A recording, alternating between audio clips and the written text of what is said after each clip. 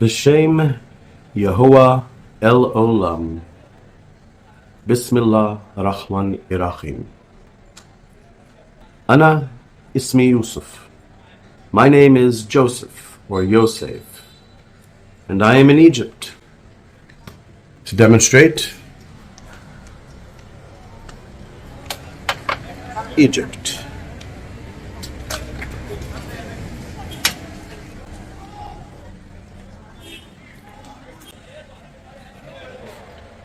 B'Shem Yehovah El Olam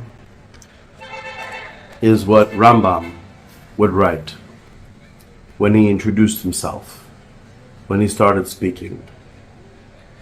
It's in the name of a word which is not a word, a sound which is not a sound. It means everything, everything, all that there is. El Olam, the ultimate truth, the ultimate goodness, the ultimate decider in our earth and in Olam, in eternity, in all time, in all space, beyond anything that can be considered, either time or space. Bringing it down to our level, Bismillah, in the name of God. There's a bit of a problem with the word God in any language, inasmuch as it has so much attached to it that different people have very different definitions of it. Even if they believe there's only one, you often have people who believe in one God killing other people who believe in one God. Obviously someone has it off. But Yehovah, which is not the pronunciation, there is no pronunciation. That word originated when God spoke to Moses, and Moses asked his name. And he said, "What do you mean, ask my name? I is what I is. I am what I will be. I am it, the eternal, the everything." Bismillah, in the name of God. See, because we humans do need to relate to God in some way. So the Muslims begin by pointing out that God is Rahman. He is gentle. Irachim. He is the gentle one who defines gentleness. Or literally, the word there is Rechem. Rechem, which means the womb. God, the one who has maternal empathy. The Creator who has maternal empathy for all of us, everything. Well, about 2 years ago, I put up a video that,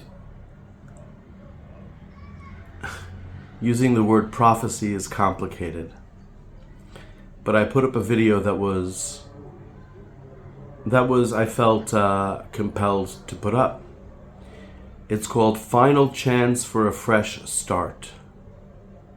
And I spoke about how last Rosh Hashanah, last beginning of the new year, would be the year 5950, and it would be our final chance to all of us live in the Jubilee year, in the Sabbath year, in the Wu Wei year. Wu Wei is an Eastern term.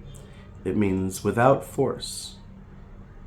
Living by the Eitz HaChaim, eating only from the tree of life, living in the moment, rather than planning and living with the Eitz Hadas Tov V'Ra, the tree of knowledge of right and wrong, best practices and all that, calendars and all the rest.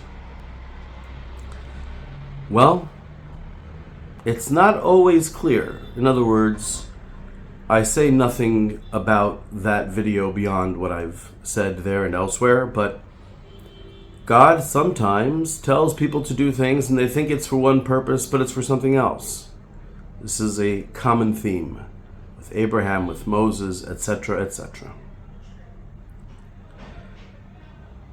I was unable to get the attention necessary to have a conversation with humanity about what it would be like and why we ought to restart, refresh, find a new social contract by living this single year without needs, without wants, without trying to get something new, recognizing everything was free and everything was good. The only requirement is that we would all gather in Jerusalem 3 times a year.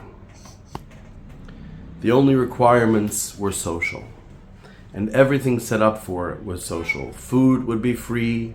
You're not allowed to harvest your own food. It belongs to everybody, etc., etc. Before the Yovel began in this past year, the Jubilee in 5950,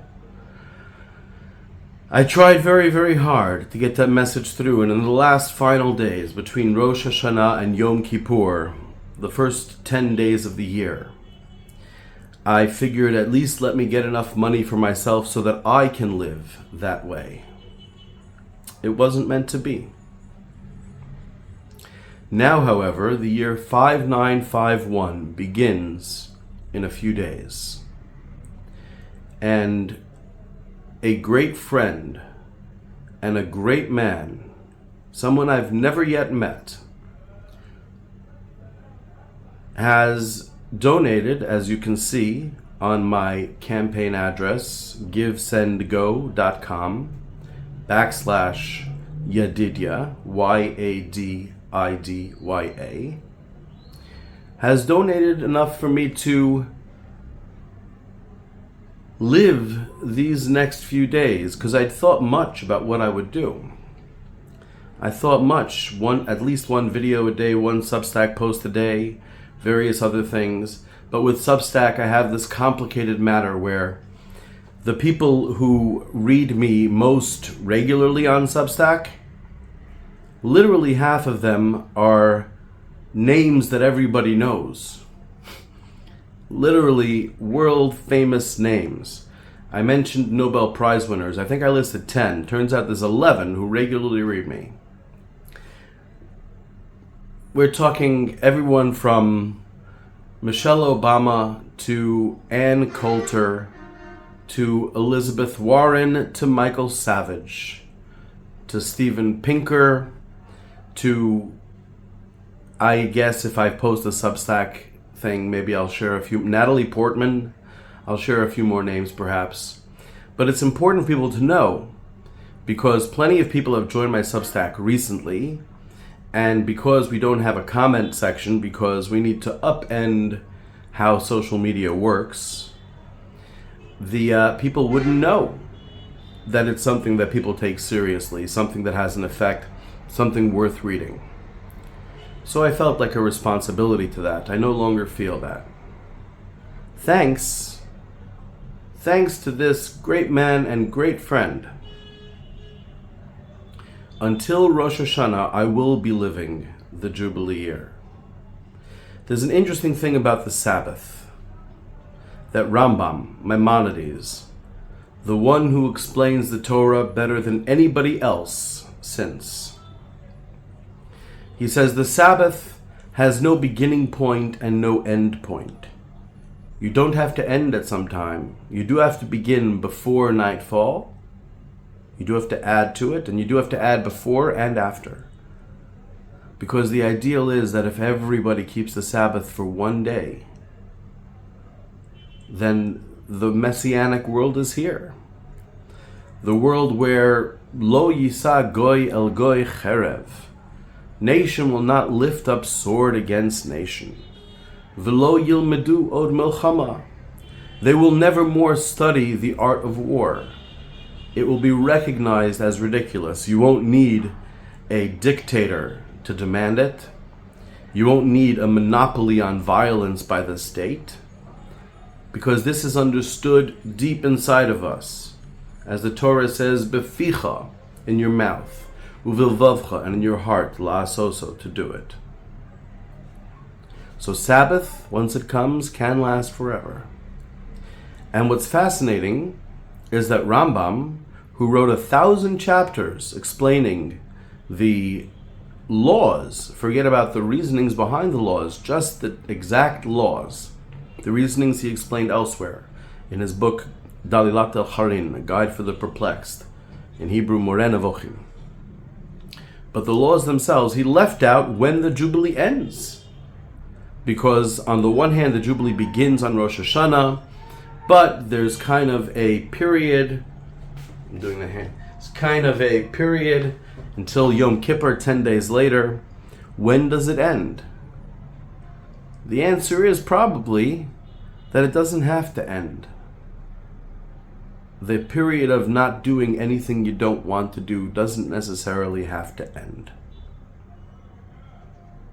If everyone's doing it, but that's not for me to say.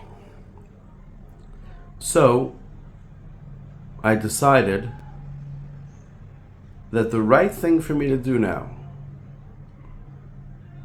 is to live these days, these last few days of the year 5950, in Yovel, in Jubilee, in Shabbat, Sabbath, with the Eitz HaChaim, the tree of life. No tactics, no strategizing, no thinking. And that's it. That's it. That's it.